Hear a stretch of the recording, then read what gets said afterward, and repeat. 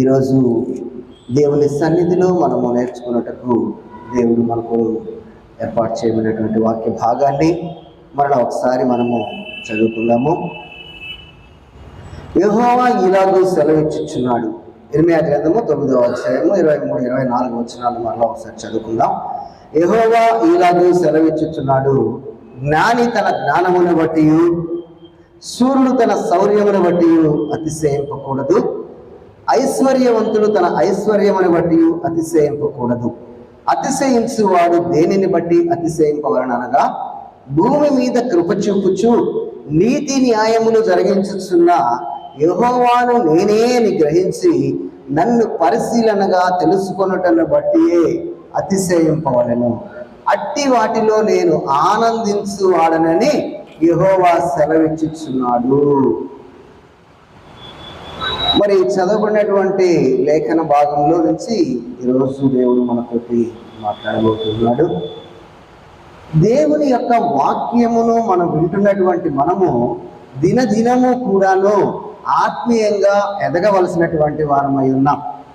ఆత్మీయంగా ఎప్పుడైతే మనము ఎదుగుతూ ఉంటామో మరి దేవునికి ఇష్టముగా, దేవునిని ఆనందపరిచేటువంటి వారముగా మనము ఉంటాం. అంటే లోక సంబంధముగా ఎంత సాధించినా కూడా, మనకు ఉన్నటువంటి ఏదైనా కూడా, ఏ గొప్పతనమైనా, ఏ ఆధిక్యతైనా, ఏ జ్ఞానమైనా కూడా మరి ప్రతి దాని ముందు దేవుణ్ణి మహిమపరిచేటువంటి విధముగానే మనం ఉండాలి. కానీ ఇది నాది, నా గొప్పతనము, నేను సొంతంగా దీన్ని సంపాదించుకున్నాను అని మాట్లాడేటువంటి విధముగా మనము ఉండవలసినటువంటి వారం కాదు. దినదినము కూడా ఎదుగుతున్నటువంటి మనము ఆత్మీయంగా ఎదగాలి. కానీ మరి మన గొప్పతనం కోసం మనం ఈ లోకంలో ఎదిగేటువంటి వారముగా ఉండకూడదు. ఎందుకంటే బాప్తిస్మం తీసుకున్న రోజు ఒక తీర్మానాన్ని మనం చేసుకుంటాం. అయ్యా, ఇక నుంచి నేను కాదు, నేను ఈ లోకంలో చనిపోయాను, ఇక నుంచి నేను నీకోసం నేను జీవిస్తాను అనేటువంటి ఒక తీర్మానాన్ని మనం చేసుకుంటాం.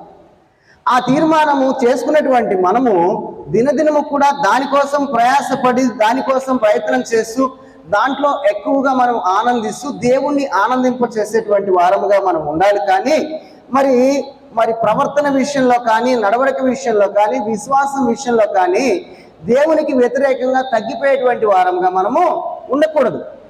ఒక సినిమా కవి ఒక పాట రాస్తాడు. వారు తెలిసి రాసినా తెలియక రాసినా ఆ పాటలో ఎంతో అర్థం ఉంది. మౌనముగానే ఎదగమని మొక్క నీకు చెబుతుంది, ఎదిగే కొద్దీ ఒదిగుండమని అర్థం దాంట్లో ఉంది అని. మనము చిన్నతనంలో సండే స్కూల్ నుంచి దేవుణ్ణి నమ్ముకొని ఈ స్థాయికి 60, 70, 80 సంవత్సరాల స్థాయికి మనం వచ్చాం. ఇంకా కూడా బైబిల్లో మనము ఇంకా ఏదో రక్షణ గురించి నేర్చుకోవాల్సినంత అవసరత మనకు లేదు. మనమే ఇంకొకళ్ళకి మనం చెప్పేటువంటి స్థాయిలో మనం ఉన్నాం. అయితే మన వయసు పెరిగే కొద్దీ మనము ఎలాగ ఉండాలంటే, దేవునికి దగ్గరగా ఉన్నామా, దేవుని ఇంకా ఆనందపరిచేటువంటి విధంగా ఉన్నామా, ఎక్కడైనా దేవునికి వ్యతిరేకమైనటువంటి వారముగా మనము ఉన్నామా అని దేవుని వాక్యం వింటున్నప్పుడు దేవుని వాక్యాన్ని బట్టి మనల్ని మనము ఆలోచించుకుంటూ మనల్ని మనము బేరే చేసుకునేటువంటి వారముగా ఉండాలి. కానీ దేవుని పిల్లలైనటువంటి మనందరూ చక్కగా ఉండాలని దేవుడు మనల్ని రక్షణలోనికి తీసుకుని వచ్చి విడిచిపెట్టి వెళ్ళలేదు. దేవుడు పరిశుద్ధాత్మ దేవుడిని మనకు తోడుగా ఉంచి మనకి దినదినము కూడా తన మాటల ద్వారా మనల్ని హెచ్చరిస్తూ మనకి బోధిస్తూ ఉన్నాడు. ఎందుకంటే దేవుని వాక్యంలో మనము వింటున్న కొద్దీ మనము ఎక్కడ దేవునికి వ్యతిరేకంగా ఉన్నామో మనము సరి చేసుకోవడానికి దేవుడు అమూల్యమైనటువంటి వాక్యాన్ని మనకిచ్చాడు. లోకంలో అనేక మందికి భాగ్యము లేదు, ఆ గొప్ప భాగ్యం మనకి కలిగింది. అయితే దేవుడు చెప్తున్నాడు, దేవుని జ్ఞానముతో నిండినటువంటి పిల్లలు ఎలాగా ఉండాలో దేవుని ఆలోచనల నుంచి మనం చూసినట్లయితే మరి యెషయా గ్రంథంలో మనం చూడగలము. యెషయా గ్రంథం 11వ అధ్యాయం 6 నుంచి 9 వచనాల్లో మనం చూస్తే, తోడేళ్ళు గొర్రె పిల్ల యొద్ద వాసం చేస్తుంది, చిరుతపులి మేక పిల్ల యొద్ద పడుకుంటుంది, దూడయు కొదమ సింహము పెంచబడిన కోడయు కూడుకొనగా బాలుడు వాటిని తోలుతున్నాడు, ఆవులు ఎలుగులు కూడి మేయును, వాటి పిల్లలు ఒక్క చోటనే పండుకొన్ను, ఎద్దు మేయనట్టు సింహము గడ్డి మేయను, పాలు కుడుచు పిల్ల నాగుపాము పుట్ట యొద్ద ఆటలాడును, మిడినాగు పుట్ట మీద పాలు విడిచిన పిల్ల తన చేయి చాచును. నా పరిశుద్ధ పర్వతమందంతటను ఏ మృగమును హాని చేయదు, నాశనము చేయదు. సముద్రము జలములతో నిండి ఉన్నట్టు లోకము యెహోవాను గూర్చినటువంటి జ్ఞానముతో నిండి ఉంటుంది అంటున్నాడు. దేవుని గురించినటువంటి జ్ఞానము మనిషిలో ఎప్పుడైతే నిండుతుందో ప్రతి మనిషిలో కూడా వారికి ఉన్నటువంటి స్వభావము, మరి దుష్ట స్వభావం కానీ వ్యతిరేక స్వభావం కానీ తగ్గిపోయి తనకున్నటువంటి గొప్ప అనుకునేటువంటి స్వభావము, గర్వం అనుకునేటువంటి స్వభావము తగ్గిపోయి ప్రతి ఒక్కళ్ళు కూడాను తగ్గిపోవలసినటువంటి అవసరం ఉంది. దేవుని యొక్క ఆలోచన అలాగుంది. నా జ్ఞానం ఎప్పుడైతే మనుషులు కలిగి ఉంటారో ప్రతి ఒక్క మనిషి కూడాను అలాగా తగ్గి ఉంటాడని. తోడేళ్ళు గొర్రెపిల్ల వాసం చేస్తుందంటే చిరుతపుల్లి మేకపిల్ల ఏదో పడుకుంటుంది, మరి సింహము గడ్డి మేస్తుందంటే సింహము ఎప్పటికీ గడ్డి మేయదు. కానీ ఒకప్పుడు సింహాల్లాగా తిరిగినటువంటి మనము దేవుని సన్నిధిలోకి వచ్చిన తర్వాత తగ్గించుకునేటువంటి మృదు స్వభావం కలిగినటువంటి వాళ్ళగా మారాలని దేవుడు కోరుకుంటున్నాడు. ఈరోజు మన దగ్గర చూసినట్లయితే చాలా మంది పెద్ద పెద్ద ఉద్యోగాలు చేసిన వాళ్ళు ఇక్కడ ఉన్నారు, అనేక మంది ఉన్నారు.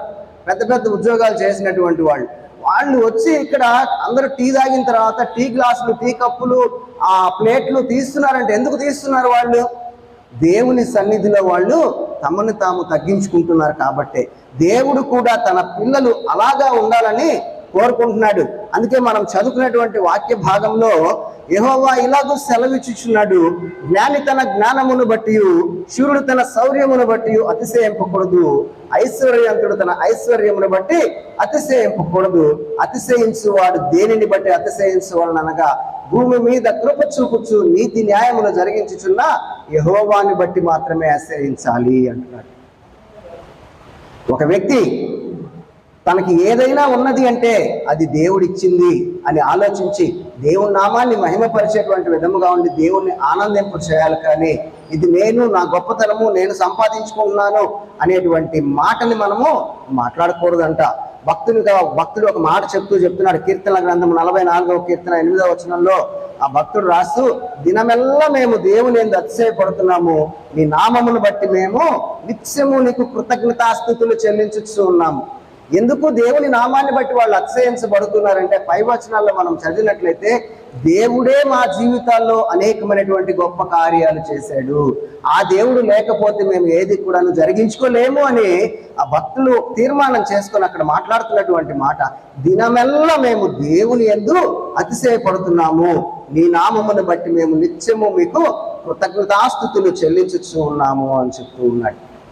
నిజంగా ఎవరైనా అతిశయించాలి అంటే, ఇది ఒక గొప్పగా ఫీల్ అవ్వాలి అంటే, వారు అతిశయించాలంటే పౌలు గారు కూడా ఒక మాట చెప్తూ కొరింథీయులకు రాసిన 2వ పత్రిక 10వ అధ్యాయము 17-18 వచనాల్లో చూసినట్లయితే, అతిశయించు వాడు ప్రభువునందే అతిశయించవలెను, ప్రభువు మెచ్చుకొని వాడే యోగ్యుడు కానీ తనను తాను మెచ్చుకొని వాడు యోగ్యుడు కాదు అన్నాడు.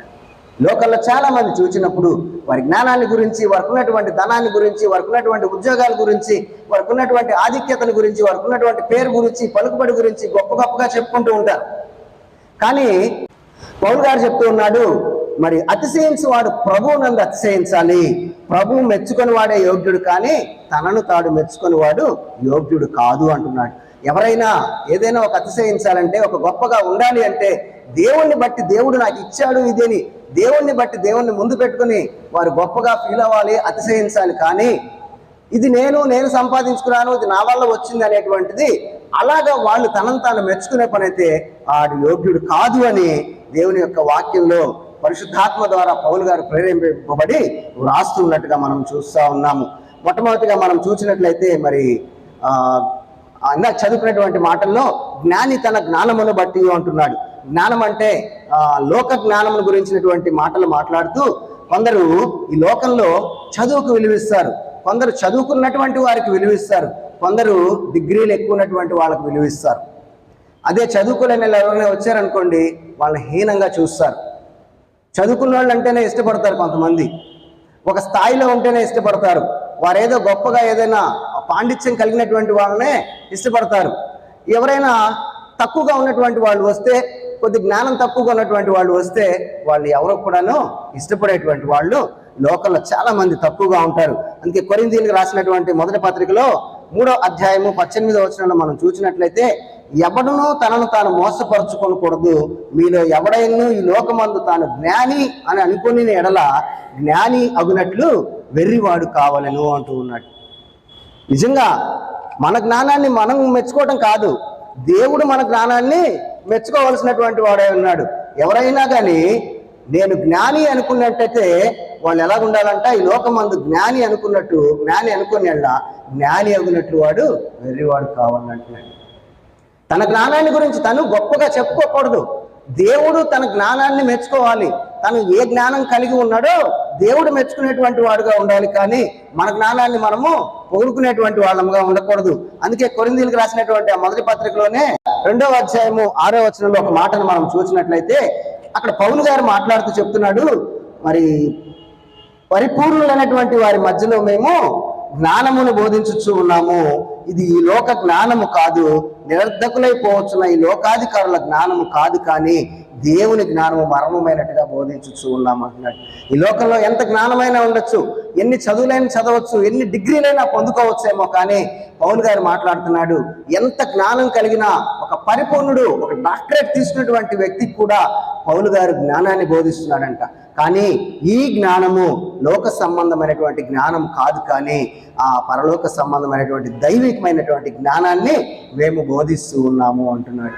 ఎందుకంటే ఈ లోకంలో జ్ఞానం అనుకునేవాడు ఎన్ని డిగ్రీలైనా తీసుకోవచ్చు, కానీ ఎన్ని డిగ్రీలైనా తీసుకోవచ్చేమో, కానీ దైవిక జ్ఞానం తెలియకుండా అది ఆయనకు జ్ఞానమే కాదు. అందుకే కీర్తనల గ్రంథం 119వ కీర్తనలో కూడా కొన్ని మాటలు అక్కడ మనం చదువుకోగలము. 119వ కీర్తనలో 98, 99 వచనాలంటే అక్కడ దావీదు భక్తుడు రాస్తూ చెప్తాడు, నీ ఆజ్ఞలు నిత్యము నాకు తోడుగా ఉన్నవి, అవి నా శత్రువులను మించినటువంటి జ్ఞానం నాకు కలుగ చేస్తూ ఉన్నాయి, నీ శాసనములను నేను ధ్యానించుతూ ఉన్నాను, కావున నా బోధకులందరికంటే నాకు విశేషమైనటువంటి జ్ఞానము కలదు, నీ ఉపదేశములను నేను లక్ష్యము చేస్తున్నాను, కావున వృద్ధుల కంటే నాకు విశేషమైనటువంటి జ్ఞానము కలదు అంటున్నాడు. లోకంలో ఎన్ని చదువుకున్నా, ఎన్ని డిగ్రీలు కలిగి ఉన్నా, మనిషి చనిపోయిన తర్వాత పరిస్థితి ఏంటి అంటే, లోకంలో జ్ఞానం తెలిసినటువంటి వ్యక్తి ఎవరిపై ఏమంటాడు, మన్నైంది మట్టిలోకి వెళ్ళిపోయింది, గాలిలో కలిసిపోయింది, ధూళిలో కలిసిపోయింది అంటాడు. అదే దైవికమైనటువంటి జ్ఞానం కలిగినటువంటి ఒక వ్యక్తి దగ్గరికి వెళ్ళిన తర్వాత, చనిపోయిన తర్వాత నీ పరిస్థితి ఏంది అంటే, దేవునికి ఇష్టంగా నీవు జీవిస్తే పరలోకం వెళ్తావు, లేకపోతే నరకం వెళ్తావు అని చెప్తాడు. మరి చనిపోయేటప్పటికి మనకి ఎంత జ్ఞానం సంపాదించినా ఆ జ్ఞానం ఆ రోజుతోటి సమాధైపోతుంది, మనతో పాటు మట్టిలోకి వెళ్ళిపోతుంది. కానీ దైవికమైనటువంటి జ్ఞానాన్ని సంపాదించినటువంటి వ్యక్తి ఎల్లప్పుడూ కూడా దేవుని దృష్టిలో స్థిరంగా ఉంటాడు, దేవుని వద్ద స్థిరంగా ఉంటాడు. అందుకే చెప్తున్నాడు అక్కడ భక్తుడు రాస్తూ, నీ ఉపదేశములను నేను లక్ష్యం చేయుచున్నాను, కావున వృద్ధుల కంటే నాకు విశేష జ్ఞానము కలదు అంటాడు. వృద్ధులంటే అనుభవజ్ఞులైనటువంటి వారు, ఎంతో అనుభవజ్ఞులైనటువంటి వారు, లోక జ్ఞానంలో అనుభవజ్ఞులైనటువంటి వారు అందరికంటే కూడా నాకు విశేష జ్ఞానం ఉంది. ఎందుకో తెలుసా, నేను దేవుని ఉపదేశాల యందు నేను లక్ష్యం ఉంచుచూ ఉన్నాను. కాబట్టి కొరింథీయులకు రాసినటువంటి మొదటి పత్రిక 1వ అధ్యాయము 20వ వచనంలో ఒక మాటను చదివితే, జ్ఞాని ఏమాయను, శాస్త్రి ఏమాయను, ఈ లోకపు తర్కవాది ఏమాయను, ఈ లోక జ్ఞానమును దేవుడు వెర్రితనముగా చేస్తూ ఉన్నాడు. లోకంలో చాలా మంది అనుకోవచ్చు, నా జ్ఞానం ముందు నేను గొప్పవాడిని, నేను అవి కనుక్కున్నాను, ఇవి కనుక్కున్నాను, ఏవేవో కనుక్కున్నానని. ఒకరోజు నీ జ్ఞానం కొంత దూరం వెళ్ళిన తర్వాత ఆగిపోద్ది. ఉదాహరణకి ఒక డాక్టర్ దగ్గరికి మనం ఒక జబ్బుతోటి మనం వెళ్ళామనుకోండి, డాక్టర్ తను చదువుకున్నటువంటి జ్ఞానం అంతా కూడా మన జబ్బు మీద ప్రయోగం చేస్తాడు, వాడవలసినటువంటి మందులన్నీ వాడతాడు, చివరికి చేతులు ఎత్తేస్తాడు. ఏంటయ్యా అంటే, మేము చేయవలసిన పరిస్థితి అంతా, ప్రవర్తన అంతా, మరి వైద్యం అంతా కూడా మేము చేసాము, ఇంకా మా వల్ల కాదు అంటాడు. కానీ అక్కడి నుంచి ఆ వ్యక్తి కోలుకొని బ్రతుకుతాడు. ఎలా బ్రతుకుతున్నాడు? ఆ జ్ఞానం ఎక్కడి నుంచి వచ్చింది? అది ఆ జ్ఞానము ఎవరిది ఆ జ్ఞానము? ఎప్పుడైతే మానవ జ్ఞానం ఆగిపోతుందో దైవికమైనటువంటి జ్ఞానము, దేవుని కార్యము అక్కడ మొదలవుతుంది. మనం డబ్బులు పెట్టాము, కుదరలేదు, మందులన్నీ వాడేసాం, డాక్టర్ నేర్చుకున్నటువంటి జ్ఞానం అంతా పెట్టాడు, మనకు రోగం తగ్గట్లేదు. కానీ మనం ప్రార్థన చేసినప్పుడు ఒక రోగి స్వస్థపడుతూ ఉన్నాడంటే దేవుడు మన తర్వాత అక్కడ కార్యం చేస్తూ ఉన్నాడు. మన జ్ఞానం తర్వాత దేవుని జ్ఞానం, మన జ్ఞానం ఆగిపోయిన వెంటనే దేవుని జ్ఞానం అక్కడ మొదలవుతూ ఉంది. 24వ వచనంలో అక్కడ చదువుకోగలం ఒక మాట మరలా, క్రీస్తు దేవుని శక్తియు దేవుని జ్ఞానమునై ఉన్నాడు, దేవుని వెర్రితనము మనుషుల జ్ఞానము కంటే జ్ఞానము కలది అంటూ కింద 29వ వచనం, ఏ శరీరియు దేవుని ఎదుట అతిశయపడకుండానట్లు జ్ఞానులను సిగ్గుపరచుటకు లోకంలో నుండి వెర్రి వారిని దేవుడు ఏర్పరచుకొనుచు ఉన్నాడు అంటున్నాడు. మరి మనకి జ్ఞానం అంతా కూడాను క్రీస్తునందే ఉంది. వాక్యమైనటువంటి క్రీస్తునందే దైవికమైనటువంటి జ్ఞానం అంతా కూడా ఉంది. ఏ శరీరీ లోకంలో నేను జ్ఞానినేని అతిశయపడకుండా దేవుడు లోకంలో నుంచి వెర్రివారిని తీసుకుని మరి జ్ఞానానికి వారసులుగా దేవుడు వాళ్ళని ఏర్పరచుకుంటూ ఉన్నాడు. ఈరోజు గమనించండి, మన మధ్యలో అనేక మంది ఉన్నాం. చిన్నతనం నుంచి ఎప్పుడు కూడా మనం బైబిల్ చదివినటువంటి వాళ్ళు కాదు. కొంతకాలం చదువుకున్నాం, తర్వాత ఎవరు ఇక్కడ ట్రైనింగ్లు చేసినటువంటి వారు కొద్దిమందే ఉంటారు. కానీ బైబిల్ గురించి, దేవుని జ్ఞానం గురించి మనకు చెప్పాలంటే అంత జ్ఞానం మనకి ఎక్కడ వస్తుందని దేవుడు నేర్పించకపోతే మనం ఏం గొప్పవాళ్ళం కాదు. బయటకు వెళితే మనకి విలువ కూడా ఏమి ఉండదు. కానీ దేవుని దృష్టిలో ఇంత విలువగా దేవుని మాటలు మనం చెప్పుకోగలుగుతున్నామంటే దేవుడు మనకి ఇచ్చినటువంటి జ్ఞానాన్ని బట్టి, దేవుడు మనల్ని ఏర్పాటు చేసినటువంటి విధానాన్ని బట్టి దేవుని యొక్క జ్ఞానాన్ని ఈరోజు మనం ప్రకటించగలుగుతున్నాం. వాస్తవంగా నేను చదువుకున్న 10th క్లాస్, నాకు అసలు ఏం తెలియదు. కనీసం ఒక పాట పాడటం కూడా నాకు రాదు. కానీ ఈరోజు నేను పాట పాడగలుగుతున్నాను. చిన్నగా దేవుని వాక్యాన్ని ధ్యానించి దేవుని మాటలు చెప్పగలుగుతూ ఉన్నానంటే దేవుడు మనకి ఇచ్చినటువంటి జ్ఞానమే కదా. దేవుడు నన్ను ఏర్పరచుకున్నాడంటే నా బంధువులు ఎంతోమంది పెద్ద పెద్ద చదువులు చదివి అమెరికాలో ఉద్యోగాలు చేసేటువంటి వాళ్ళు ఉన్నారు. వారికి జ్ఞానము తెలియదు. నన్ను, నా కుటుంబాన్ని దేవుడు ఎన్నుకున్నాడు. మరి దేవుని జ్ఞానం నాకు తెలిసిందంటే ఆ భాగ్యం అనేక మందికి లోకంలో లేదు. 2వ అధ్యాయం 4-5 వచనాల్లో కూడా మీరు చూస్తే, మీ విశ్వాసము మనుషుల జ్ఞానమును ఆధారము చేసుకొనక దేవుని శక్తిని ఆధారము చేసుకుని ఉండవలనని నేను మాట్లాడినను, సువార్త ప్రకటించినను, జ్ఞానయుక్తమైన తీయని మాటలు వినియోగింపక పరిశుద్ధాత్మయు దేవుని శక్తియు కనపరచు దృష్టాంతములనే వినియోగించి అంటున్నాను. ఆయన లోకంలో సంబంధించినటువంటి సొంత జ్ఞానంతో ఏ మాటలు కూడా పౌలు గారు నేను చెప్పలేదు. పౌలు గారు ఏమైనా తక్కువ చదువుకున్నటువంటి వాడా? బాగా ధనవంతుడే, బాగా చదువుకున్నటువంటి ఒక స్కాలరే. కానీ దేవుని జ్ఞానం చెప్పేటప్పుడు లోక సంబంధమైనది ఏది కూడా నేను చెప్పలేదు. పరిశుద్ధాత్మ దేవుడు ఏదైతే నాకు బోధించాడో నేను దానిని మాత్రమే నేను బోధించానని చెప్తూ ఉన్నాడు. ఫిలిప్పీలకు రాసిన పత్రిక 3వ అధ్యాయం 8వ వచనంలో ఒక మాటను మనం అక్కడ చూడండి. అయినను ఏవేవి నాకు లాభకరములై ఉండినా వాటిని క్రీస్తు నిమిత్తము నష్టముగా ఎంచుకుంటుని అంటూ ఉన్నాడు. మరి నిశ్చయముగా నా ప్రభు అయిన యేసు క్రీస్తుని గురించి అతి శ్రేష్టమైన జ్ఞానము నిమిత్తము సమస్తమును నష్టముగా ఎంచుకోవచ్చు ఉన్నాడు. ఆయన ఎంతో ధనవంతుడయ్యండి, లోక సంబంధంగా ఎంతో జ్ఞానవంతుడయ్యండి, దేవుని జ్ఞానం కొరకు తనకున్నవన్నీ కూడా నష్టంగా నేను ఎంచుకున్నాను అని పౌలు గారు మాట్లాడుతూ ఉన్నాడు. అంటే దేవుని జ్ఞానము ఎంత విలువైనదో, దేవుడు మన యందు ఆనందించాలంటే దేవుని జ్ఞానాన్ని మనం కలిగి ఉండాలో అక్కడ మనం నేర్చుకోగలము. 4వ అధ్యాయం 7వ వచనంలో కూడా ఒక మాటను అక్కడ మనం చదువుకోగలము. జ్ఞానమునకు మించిన దేవుని సమాధానము యేసు క్రీస్తు వల్ల మీ హృదయములకును మీ తలంపులకును కావలి ఉండును.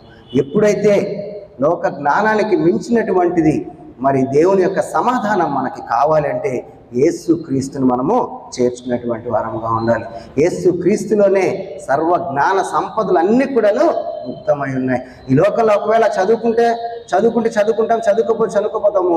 లోకంలో ఉన్నటువంటి జ్ఞానం మనం తెలుసుకోకుండా ఒకవేళ మనం చనిపోయినా కూడా మరి దేవుని జ్ఞానాన్ని మనము నేర్చుకున్నట్టయితే మరి దేవునికి ఇష్టంగా దేవుణ్ణి ఆనందపరిచేటువంటి వారముగా మనం ఉంటాము. చాలామంది మనకు చెప్పుకుంటూ ఉంటారు, వారి జ్ఞానాన్ని గురించి గొప్పలు చెప్పుకుంటూ ఉంటారు. నేను ఇన్ని డిగ్రీలు చేశాను, నా విలువ ఏంటి, నేను మీకు అర్థం కావట్లేదని రకరకాలుగా మాట్లాడుతూ ఉంటారు చాలామంది. అయితే దాని గురించి ఒక మాటను ఇక్కడ మనం చదువుకున్నట్టయితే 3వ అధ్యాయము యాకోబు పత్రిక 14వ వచనంలో, మీ హృదయములలో సహింపనలవి కాని మత్సరమును వివాదమును ఉంచుకొనిన వారైతే అతిశయపడవద్దు, సత్యమునకు విరోధముగా అబద్ధం ఆడవద్దు. ఈ జ్ఞానము పైనుండి దిగి వచ్చినది కాక భూ సంబంధమైనది, ప్రకృతి సంబంధమైనది, దెయ్యముల జ్ఞానము వంటిదై ఉన్నది అని మాట్లాడుతున్నాడు.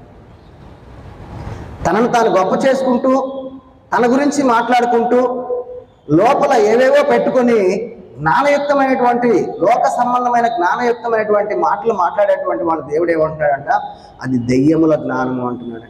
నిజంగా దేవుని యొక్క జ్ఞానం ఎలాగుంటుందో కింద చెప్తున్నాడు అక్కడ 17వ వచనంలో. మొదట పవిత్రమైనది, తర్వాత సమాధానకరమైనది, మృదువైనది, సులభంగా లోబడినది, కనికరముతోనూ మంచి ఫలముతోనూ నిండుకున్నది, పక్షపాతమైనను వేషధారణను లేనిదై ఉన్నది.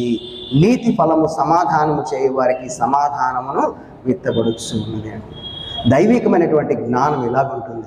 లోక సంబంధమైనటువంటి జ్ఞానం కలిపి చెరిపేటువంటి వాళ్ళ మనసుల్లో నుంచి లోపల ఏవేవో పెట్టుకొని మరి అవతల వ్యక్తిని నిందించాలనే ఉద్దేశంతో దేవుని వాక్యాన్ని ప్రకటించేటువంటి వాళ్ళు లేకపోలేదు. దైవికమైనటువంటి జ్ఞానము ఈ విధంగా ఉంటుందని దేవుని యొక్క వాక్యం చెప్తా ఉంది. అలాంటి జ్ఞానాన్ని మనము కలిగి ఉన్నప్పుడు దేవుడు ఆనందించేటువంటి వాడుగా ఉన్నాడు. రెండవదిగా మనం చూసినట్లయితే సూర్యుడు తన శౌర్యమును బట్టి అతిశయింపకూడదు అంటూ ఉన్నాడు. సూర్యుడు ఒక పరాక్రమవంతుడు, ఒక బలవంతుడు కావచ్చు, ఒక వీరత్వం కలిగినటువంటి వాడు కావచ్చు. మరి తనకున్నటువంటి దాన్ని బట్టి, తనకున్నటువంటి బలమునో, తనకున్నటువంటి ఆయుధములను, తనకున్నటువంటి సైనిక సంపదను, తనకున్నటువంటి పరాక్రమమును బట్టి అతిశయించకూడదు అంటూ ఉన్నాడు. కీర్తన గ్రంథం 20వ కీర్తన 7వ వచనంలో ఒక మాటను మనం అక్కడ చూడగలిగితే 20వ కీర్తన 7వ వచనాన్ని మనం చూద్దాము. కొందరు రథములను బట్టి, కొందరు గుర్రములను బట్టి అతిశయపడుదురు, మనమైతే మన దేవుడైన యెహోవా నామమును బట్టి అతిశయపడుతూ ఉన్నాము. అంటే గుర్రాలు, రథాలు అంటే వారికి ఉన్నటువంటి ఆయుధ సంపదను బట్టి, వారికి ఉన్నటువంటి ధనాభివృద్ధిని బట్టి, వారికి ఉన్నటువంటి బలాన్ని బట్టి వారు కొందరు అతిశయపడుతూ ఉంటారేమో. కానీ మనమైతే దేవుని నామాన్ని బట్టి మనం అతిశయపడేటువంటి వాళ్ళముగా ఉండాలి. ఒకవేళ మనకు ఎంత శౌర్యం ఉన్నా కూడా అది దేవుడిచ్చిందని దేవుడిని బట్టి మనం అతిశయపడాలి. కానీ మనముగా మనం గొప్ప చేసుకుని మన బలాన్ని బట్టి, మనకున్నటువంటి ధనాన్ని బట్టి, మనకున్నటువంటి బలగాన్ని బట్టి, మనకున్నటువంటి సైన్యాన్ని బట్టి మనము అతిశయపడేటువంటి వాళ్ళముగా ఉండకూడదని దేవుని యొక్క వాక్యం మనల్ని హెచ్చరిస్తూ ఉంది. అక్కడ 33వ కీర్తన 16వ వచనంలో మనం చూసినట్లయితే ఎంత బలమున్నా కూడా దేవుని సహాయం లేకుండా మనం ఏమి కూడాను చేయలేము. 33వ కీర్తన 16వ వచనం అంటాడు, ఏ రాజును సేనాబలము చేత రక్షించబడడు, ఏ వీరుడును అధిక బలము చేత తప్పించుకొనడు అంటున్నాడు. ఒక రాజుకి బలమున్నా, ఒక వీరుడికి బలమున్నా దేవుని సహాయం లేనిది ఎక్కడ కూడా తప్పించుకోలేడు, ఎక్కడ కూడాను గెలవలేడు. ఉదాహరణగా మనం చూసినట్లయితే గొలియాతు ముందు దావీదు నిలబడినప్పుడు, దావీదు ఎంతటి వాడండి? గొలియాతు బలవంతుడే కదా. తన బలమేమైనా అక్కడికి వచ్చిందా? దేవుని నామములో ఒక చిన్న రాయితోటి గొలియాతుని సంహరించడం మనం చూస్తూ ఉన్నాం. న్యాయాధిపతుల గ్రంథంలో గిద్యోని మనం చూడగలం. గిద్యోను భయపడిపోయి గాను చాటున గోధుమలు దొల్లగొట్టుకుంటూ ఉన్నాడు. దేవుని దూత తనతో మాట్లాడినప్పుడు భయపడిపోయాడు, వణికిపోయాడు. కానీ ఆ మిద్యానీయులు దాని మీదకి వచ్చినప్పుడు కేవలం 300 మంది తోటి తీసుకువెళ్ళి తను ఎలాంటి యుద్ధం కూడా చేయకుండా గిద్యోను గెలిచినట్టుగా మనం చూస్తూ ఉన్నాం. నిజంగా ఒకవేళ మనది బలం ఉంది, మనం గెలుస్తున్నాం అనుకుంటే, సంసోను మనం ఉదాహరణగా మనం తీసుకున్నట్లయితే, సంసోను దేవుని ఆత్మ కలిగి ఉన్నప్పుడు ఫిలిస్తీన్లు తన మీదకి వచ్చినప్పుడు ఒక పచ్చి గాడిద దవడ ఎముక తీసుకొని 1000 మందిని సంహరించినట్టుగా మనం చూస్తూ ఉన్నాం. ఏ రోజైతే దేవునికి దూరం అయిపోయాడో, ఏ రోజైతే పాపంలోకి తను వెళ్ళిపోయాడో, పాపంలోకి వెళ్ళిపోయిన తర్వాత తన కళ్ళు ఊడదీయబడి గానగ చుట్టూ తిరుగుతూ ఉంటే చిన్న చిన్న పిల్లలు కూడా వచ్చి తనని ఎగతాళి చేస్తూ ఉన్నారు. ఏ రోజైతే తను పశ్చాత్తాపడిన తర్వాత మరి తనలో ఉన్నటువంటి లోపం ఉన్నా కూడా కదలలేనటువంటి స్థితిలో ఉన్న స్థితిలోనే తన జీవితంలో చంపినటువంటి వారందరికంటే అనేక మందిని తను అక్కడ చంపినట్టుగా మనం చూస్తూ ఉన్నాం. అంటే దేవుని సహాయము లేకుండా మనము ఎప్పుడూ కూడాను మనకున్నటువంటి సౌరత్వం కానీ, మనకున్నటువంటి పరాక్రమం కానీ, మనకున్నటువంటి బలం కానీ అది అక్కడకు రాదు. మరి కాబట్టి నీకున్నటువంటి బలమును బట్టి నీవు అతిశయించేటువంటి వాడుగా ఉండకూడదు. దాన్ని ఇస్తున్నటువంటి దేవుణ్ణి బట్టి మనము అతిశయించేటువంటి వారముగా ఉండాలి అంటున్నాడు. కీర్తన గ్రంథం 33వ కీర్తన 17-19 వచనాలు మనం చూసినట్లయితే, రక్షించుటకు గుర్రము అక్కడకు రాదు, అది దాని విశేష బలము చేత మనుషులను తప్పించి జాలదు. వారి ప్రాణమును మరణము నుండి తప్పించుటకును, కరువులో వారిని సజీవులుగా కాపాడుటకును యెహోవా దృష్టి ఆయన యందు భయభక్తులు కలవారి మీదను, ఆయన కృప కొరకు కనిపెట్టు వారి మీదను నిలుచుచు ఉన్నది అంటున్నాడు. ఎప్పుడైతే మనం దేవునికి ఇష్టంగా ఉంటామో, ఒకవేళ మనకున్నటువంటి బలము అవతల వ్యక్తి ముందు చాలకపోయినా కూడా దేవుడు మనకు విజయాన్ని ఇచ్చేటువంటి దేవుడై ఉన్నాడు. కాబట్టి మనకున్నటువంటి బలమును బట్టి మనము అతిశయించేటువంటి వారంగా ఉండకూడదు. మనం చూడటానికి గంభీరంగా ఉండవచ్చు, కానీ దేవుడు అనుకుంటే ఒక చిన్న దోమతోటి మనల్ని పడివేసేటువంటి దేవుడు ఉన్నాడు. కాబట్టి దేవుని యందు మనం అతిశయించాలి, కానీ దేవుణ్ణి బట్టి అతిశయించాలి. కానీ మనకున్నటువంటి బలాన్ని బట్టి, మనకున్నటువంటి శూరత్వాన్ని బట్టి మనం అతిశయించేటువంటి వాళ్ళంగా ఉండకూడదు. మూడవదిగా చూసినట్లయితే మరి ఐశ్వర్యవంతుడు తనకున్నటువంటి ఐశ్వర్యమును బట్టి అతిశయించకూడదు అంటున్నాడు. దాని గురించినటువంటి మాటలు అనేకం మనం నేర్చుకొని ఉంటాం. లోకంలో మరి ఇందాక మనం చెప్పుకున్నాం, యేసు క్రీస్తులోకి మనం వచ్చిన తర్వాత పైనున్న వాటిపైనే మనం చూడాలి, కానీ భూ సంబంధమైనటువంటి వాటి మీద మనకు మనసు ఉండకూడదని దేవుళ్ళకి వచ్చిన కొత్తల్లో ఎన్నెన్నో మనము ఆలోచనలు చేస్తాము, ఎన్నో వాగ్దానాలు దేవునితో చేస్తాం, కానీ కొన్ని పరిస్థితులను బట్టి మరలా మనము వెళ్ళిపోతూ ఉంటాం. అందుకనే దేవుడు మనల్ని హెచ్చరిస్తూ ఒక మాట మాట్లాడుతున్నాడు. తిమోతికి రాసినటువంటి మొదటి పత్రిక 6వ అధ్యాయము 9-10 వచనాలు మనం చూసినట్లయితే, ధనవంతులొకటికి అపేక్షించి వారు శోధనలోను ఉరులోను అవివేకయుక్తములైన హానికరమైన అనేక దురాశల్లోనూ పడతారు. అట్టివి మనుషులను నష్టములోను నాశనంలోనూ ముంచివేయను. ఎందుకనగా ధనాపేక్ష సమస్తమైనటువంటి కీడులకు మూలమవుతుంది. దానిని ఆశించి కొందరు విశ్వాసం నుండి తొలగిపోయి నానా బాధలతో తమను తామే పరుచుకుంటూ ఉంటారు. ధనాపేక్ష అనేది సమస్తమైనటువంటి కీడులకు మూలమని దేవుడు మాట్లాడు. ధనము ఉండకూడదని దేవుడు చెప్పట్లేదు. ఐశ్వర్యవంతుడు తనకున్నటువంటి ఐశ్వర్యమును బట్టి అతిశయించకూడదు అంటూ ఉన్నాడు. ధనము ఉన్న ధనాన్ని దేవునిపైన దృష్టి పెట్టాలి, దేవునికి కొరకు ఉపయోగించేటువంటి వారముగా ఉండాలి. ఇది నాకు దేవుడు ఇచ్చినటువంటి భాగ్యముగా భావించి మనం ఈ లోకంలో నడుచుకునేటటువంటి వాళ్ళంగా ఉండాలి. అంతేకాని ఇది నా కష్టార్జితము, నేను సంపాదించుకున్నాను అనేటువంటి మాటను మనము మాట్లాడకూడదు. ఇది నా కష్టార్జితము అనేటువంటి మాటను మనము మాట్లాడకూడదు. మరి లోకాసు వార్తలో ఇద్దరు ధనవంతులు మనం చూడగలం.